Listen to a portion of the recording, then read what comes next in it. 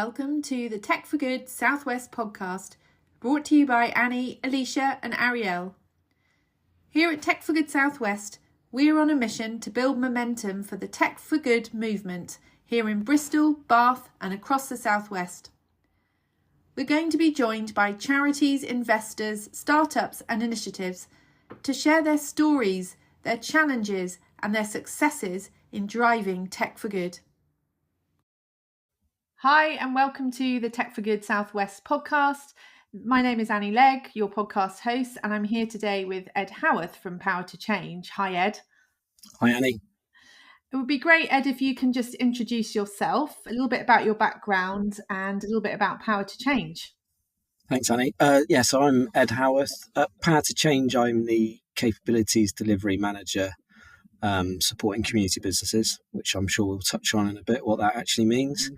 My background is, prior to working at Power to Change, I was very heavily involved in the voluntary and community sector in Bristol. And then kind of previous to that with capabilities work, working with small community organisations across Wales and also sub-Saharan Africa. So that's kind of my background for the last 10, 15 years. Amazing. Can you just explain what a community business is? Yes, I can. So a community business, as Power to Change sees a community business, is an organisation that is locally rooted. So it works within a local area. So if that were a city, maybe a couple of constituencies. If it were a rural area, it might be a couple of villages. So it's locally rooted in an area. It's accountable to the local people. So local people have influence in decision-making of that business, either via advisory boards, via ownership, via the governance model they have. So there's a lot of control from the local community. The third area is that it's a trading organisation. So it has products and services that it uses to generate income and provide services for the community. And the fourth is that it has a broad social impact. So it's open to all to work with the community they're in. So a good example might be Bristol Ferries in Bristol. Some people might know that. Or Wimmer Hill City Farm, Eastern Community Centre, to give you a few ideas. And Power to Change, can you explain how Power to Change support community business? So Power to Change came about around 8 or 9 years ago with an endowment fund from the lottery to support community businesses in a wide area of kind of work strands, ranging from big funding programs to capacity support programs to research. There was a research institute developing the research knowledge and case for support for this type of economy. And Power to Change support community businesses, obviously not just in Bristol, across the UK, is that right? We're England only, so we support community businesses across England. And so one of the things I know that we've talked about before, Ed, is the role that Power to Change is also playing in terms of supporting community organisations or community businesses around digital. Can you explain a little bit about what that means in your world in terms of how digital can support community businesses? Our support to community businesses around digital is relatively new for Power to Change. I guess a lot of our work up until sort of pandemic time, so 2020, was very focused on supporting community businesses acquire assets, develop assets, develop their business models, help them start up.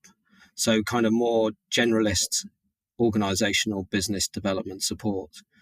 As we all experienced and many experienced, the pandemic kind of threw digital into a very sharp focus. And our research at that time and sort of following the pandemic was that community businesses that were most digitally literate and most advanced digitally were the ones that had the most resilience during the pandemic.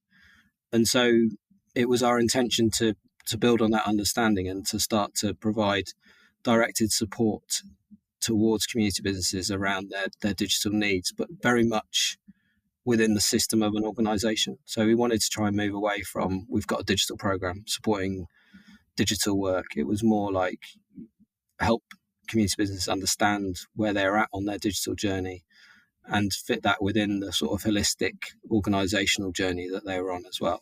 So in terms of supporting community businesses around digital, how do you practically do that?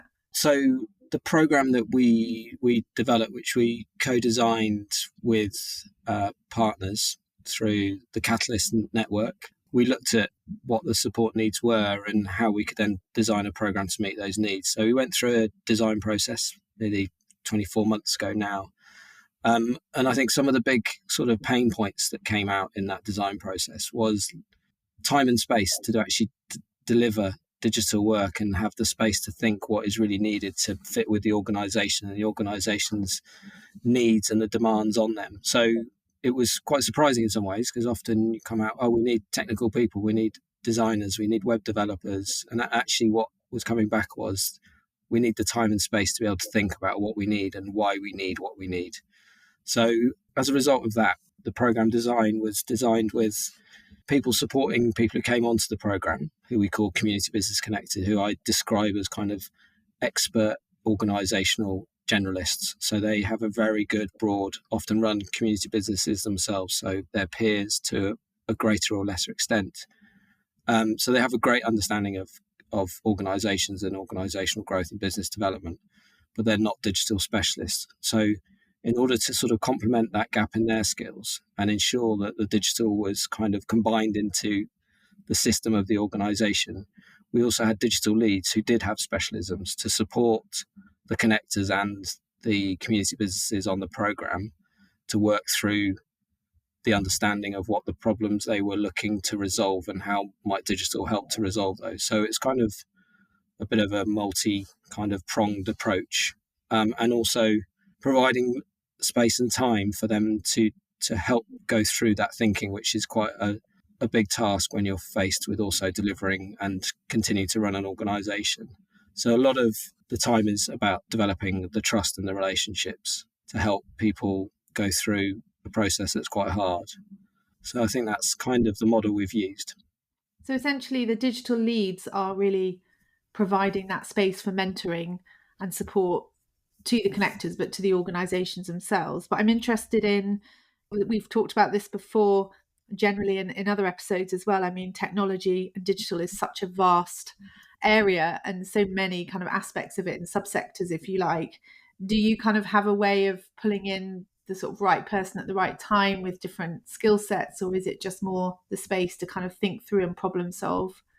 Yeah, I think the programme, as well as having these community business connectors and the digital leads to work through with the organisations, sort of to build that space. Obviously, resourcing is where you can get space and time. So they all get access to a flexible grant, which can be used to help participate in the programme, help backfill, and then also access to a technical budget that they can draw down on, which they use in partnership with the connector and the digital lead to really find the right person at the right moment in the journey.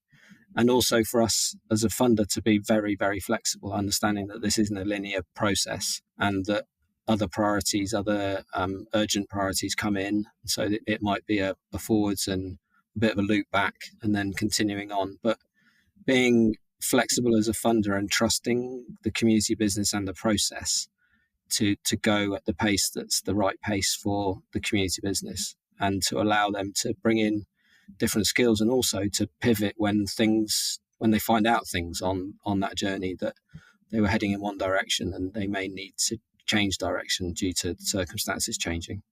Yeah, and that's just given now to be constant change, isn't it? Yeah. Can you give an example maybe, or just the types of support the digital leads are kind of advising?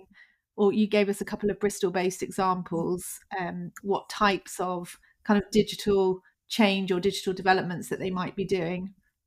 Yeah, so it's quite a broad range. On our first round, there were 21 community businesses in the cohort, and it ranged from setting up and establishing customer relationship management systems. CRM seem to come up a lot, often not always what is ending up to be the thing that's developed, but there have been some CRMs developed mainly related to some of their business. So it was a LGBTQI organisation that were delivering services around diversity courses for organisations in the community they're in. And they needed a way to manage the kind of workflow of getting leads, getting people onto the courses, registering, payment, all of that work. So kind of very practical part of their income businesses.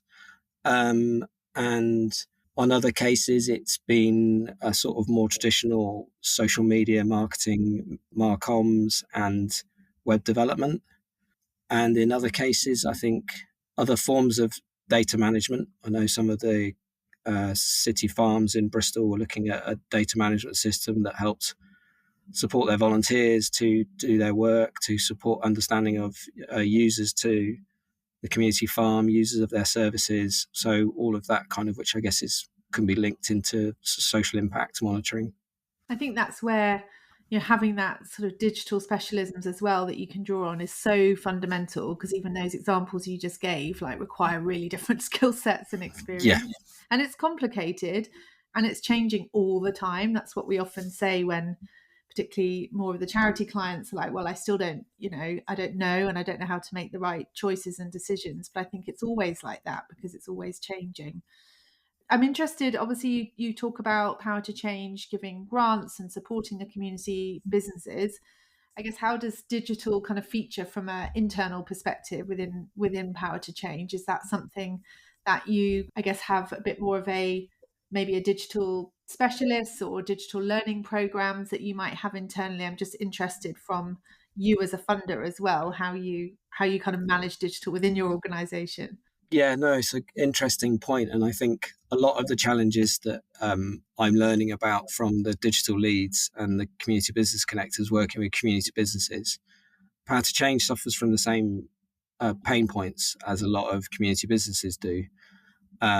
We don't have dedicated resource to digital transformation work. So that requires understanding. So that's one area where I think I've learned a lot as an organization. And I think the mindset of an organization becoming digital has been a learning journey for me. Whereas I think when I first started at Power to Change was about 4 years ago, you often design the program, then think about the tool to fit the program, or the process to fit the program. And what we've been very lucky and fortunate with Powering Up, which is the program I'm working on, we've kind of been working through Airtable, which is not the product that Power to Change uses. Power to Change is a Salesforce organization, but due to needing to open fast and start to operate quickly because we were post-pandemic, we knew that the support was needed, and we knew that the kind of the way we were designing the program was going to be very iterative. So we developed, I guess, what was started as a minimal viable product in Airtable, and then grew. So I think, and we've learned a lot because we don't have those skills, and I think we've learned a lot of lessons, some quite tough lessons about how you go about developing systems, digital systems, when you're working within organizations, and then how you integrate those into data management. I think what Power to Change is very good at is managing its data, but maybe understanding the human interaction with systems is the bit where I think it takes a lot more work and a lot more skill sets that maybe we're learning and still learning. So it's been an interesting journey, and I'd say quite, not dissimilar to all the organizations we work with. We're on very much a learning curve on that as well. Yeah, and I guess digital will be, and those platforms will be central to what you do when you're coordinating allocation of grants, and obviously a lot of support that goes into these organizations as well, and there's a kind of capacity management aspect to that. So yeah, and I love what you said around that mindset of becoming digital takes time, because absolutely it does, but recognizing that that's the journey you're on is kind of the first hurdle, I think. Yeah, definitely, and there is no end point really. So it's always keeping open and learning and receiving feedback and insight to how a team are working with a system, or people are working with a system, and trying to manage how you support them to understand the system without creating, what you can do in Airtable is create something that becomes quite unwieldy because it's so easy to change. So its beauty becomes its beast at the same time. So Yeah, and so often we just hear that actually we just want the technology to work and then that's job done. But actually it isn't, is it? Because the tools get updated all the time. how often do we hear someone say, sorry, I'm late for the call, Zoom was just updating, to Yeah, now I can't exactly. find the right button. So yeah, it's an ongoing journey. But what I'd love to talk to you about as a second part of our conversation is around Tech for Good Southwest and the Tech for Good community, because you and I met a long time ago, actually, when you were leading Tech for Good Bristol group, and we'd set up myself and Kat had set up a Tech for Good Bath group, and then we obviously merged together and ran the community together for a while. So I'd be interested first around your journey into why you launched a Tech for Good Bristol group. Yeah, so I'm not a tech person, which is where it started at. I've always been involved in kind of organisational development, supporting voluntary community and social enterprise sector. In Bristol was where I was working at the time when I kind of first thought about it, and I think it came from I'd asked Fosker. I saw this open data session going on in Manchester, and I was thinking about how data can be used better by the voluntary sector in terms of understanding need, using the data that's out there, and at that time, open data was probably bigger than I knew it was. But in terms of how you access data about local need and ONS data around kind of where potential services should be positioned and how to understand where those services might be most beneficial in communities. It felt like that was a gap. And I often saw duplication of services with people going, I see a problem in my community. I'm going to, with goodwill and very good intention and also great sort of motivation to help people in that community. And the fact that there was no open or data available to find out what else was going on and what were the pressing challenges of those communities. So I managed to go on this event up in Manchester and then met some open data people who it's a completely new world to me. An engaging bunch of kind of people who understood data and different code language I'd never heard of, like Python and R and all of these things. And so I was a bit out of my depth, and I was one of the few people who was from the voluntary and community and social enterprise sector. And I was like, there's definitely something here, but I don't know what it is. And when I got back to my job in Bristol, I got in touch with Open Data Bristol, I think Catherine Rooney and Jen. And I said, maybe this is something that we could put a sort of experimental workshop on to see whether the voluntary sector might be interested in learning about how to use data or what is it about technology that might support them. And it was there that Jen and Helen, we all met, and then we were like, maybe there's something here. Maybe we could start Tech for Good Bristol. And we knew that was some sort of seed funding to help set up the meetup group. And it kind of started from that point on, started very rootsy, very kind of bringing people together in spaces before that was hard to do. And then obviously met you at one of those events, and then kind of it expanded into Tech for Good Southwest, which made a lot more sense. And what were your hopes and dreams around setting up that community at the beginning? I think it feels like it was very organic. And actually, are there things that we can convene around and pull people together to help support them with knowledge and skills? Is that kind of where you just sort of seeing how it went, or did you have a particular vision for it at the time? I think at the time it was kind of like, well, there's a gap here, and there are those organisations that are serving communities and working on really tough challenges within communities across Bristol, and they were disadvantaged by not accessing systems or access to knowledge about systems and tools that could make the doing of their jobs much easier, so they could do more of the doing and less of the kind of administrating. And so it was kind of based on so many ways that they can make their work more straightforward and allow them to do more with the small resources they have. And so I guess it was kind of exploratory and like what are the needs out there, and they often range from, we got laptops that are corrupted and we don't even have the kit in the organization, which was often kind of fundamentals. And then I guess over time of moving beyond that was kind of like, how can we sort of get people in a room together to make connections and start their own kind of relationships that help, I guess, the tech world and the voluntary and community sector world kind of mingle a bit and share experiences and learning. And I think there's lots of learning that I've had from working with people who work in the digital world that I would have never imagined I would have learned. it's helped change my thinking around service design for voluntary and community sector work, kind of how you design services based on some of the stuff that is done in the digital world. And I think, well, I can't speak for the other side, but I think there's a lot of mutual learning that can happen on both sides. Yeah, absolutely. And I totally hear that in terms of that opportunity for people to mingle and share experiences has been like one of the fundamental ways in which this community particularly has that impact. I guess one of the challenges that we've seen over the years, and I think it's even harder now, is the capacity stretch of charities, community business type organizations to actually find the space and time to physically come, and also online as well, to these types of events. Is that something that you've noticed as well? And do you think there's a solution to that? Because otherwise it just becomes a little bit of an echo chamber in terms of these are the things we'd love to do to support the sector, or charities, if you like, but actually they're not here to hear their voices and be part of the conversation either. Yeah, it's definitely a challenge, and what I experienced kind of on the sort of foundational level was that those in working in the tech sector, networking kind of meetups, that world was a very familiar world and a very, I guess, beneficial world, both personally and professionally.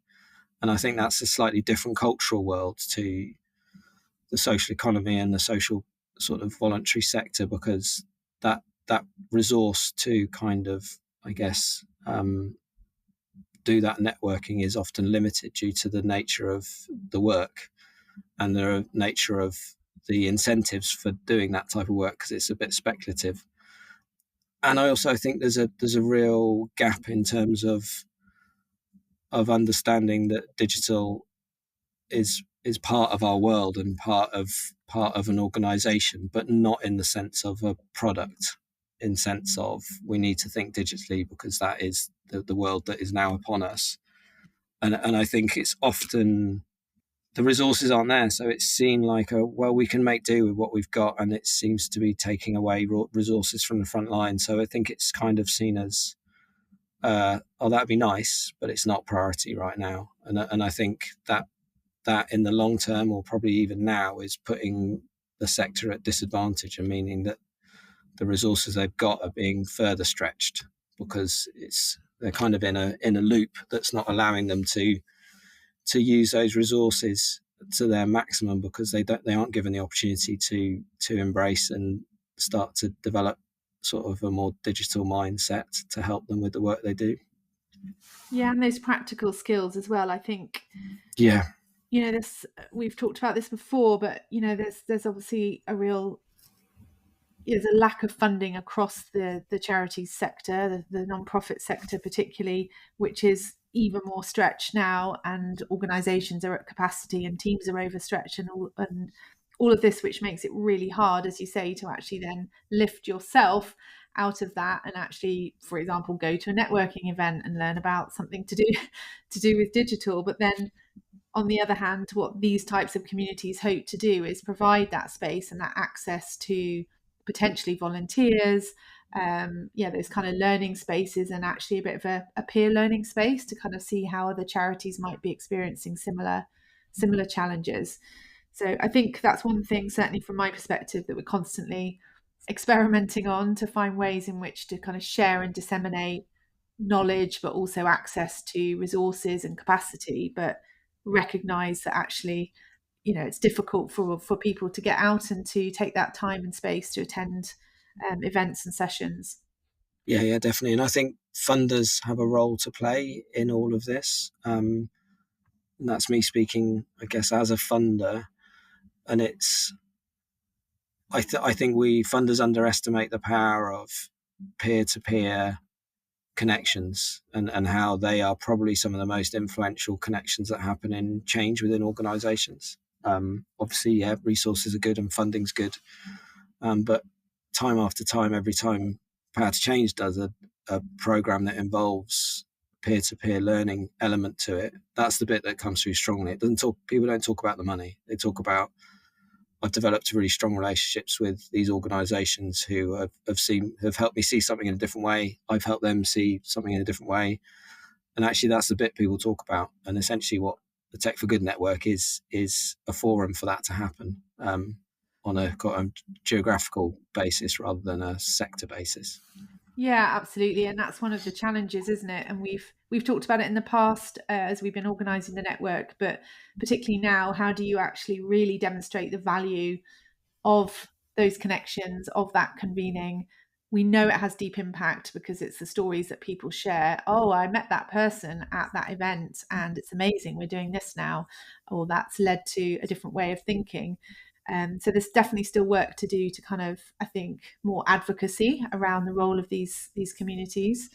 But what would your hopes be now for the Tech for Good Southwest community? You've obviously supported and volunteered in the past, and always a supporter in terms of our events and the work that we're doing.